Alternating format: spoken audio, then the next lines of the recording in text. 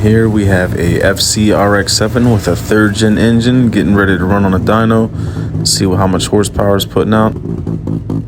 Just to give you a heads up, a couple of runs this thing was having issues controlling the wastegate and was over boosting, so you may hear a lot of